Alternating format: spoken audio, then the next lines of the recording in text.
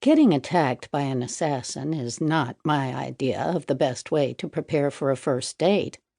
A visit to the hair salon, putting on a nice dress, and making sure my reading glasses are in my purse so I can decipher the menu?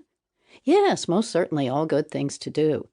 I remember enough about dating etiquette to know what needs to be done, even if I haven't been on a first date for 40 years.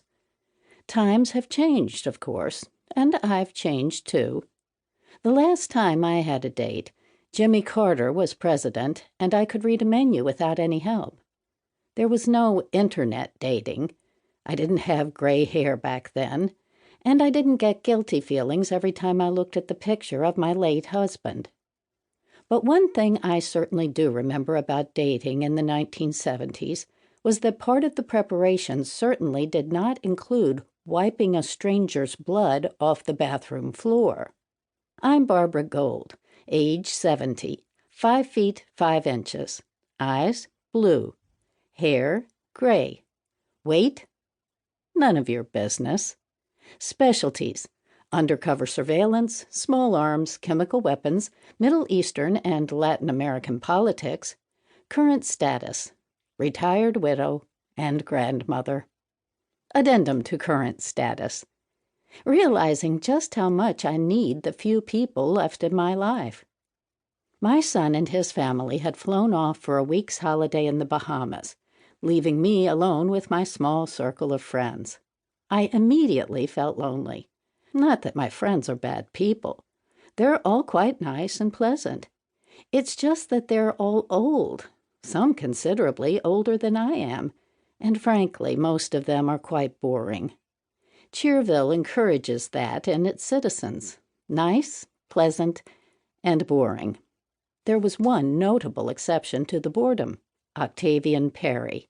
I met him at a seniors yoga class at the Cheerville Senior Center. He was by far the least senior of anyone at seniors yoga.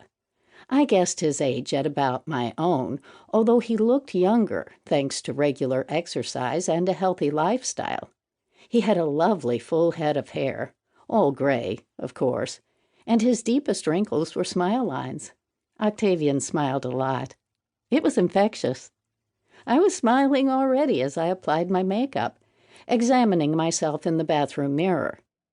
He was due any minute to whisk me off for dinner at the Adawa restaurant, a new Ethiopian place. He had billed it as wonderfully exotic. No, Octavian, eating at a middle-class immigrant's bistro in a leafy suburb isn't exotic. Grilling camel meat while taking mortar fire in the Sahara is exotic. But nice try. I chuckled to myself, wondering how Octavian would react to a situation like that.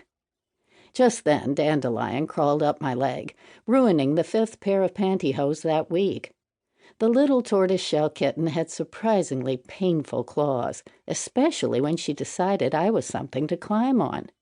"Oh, do behave," I scolded her, shaking her off. She landed on the tile and looked up at me.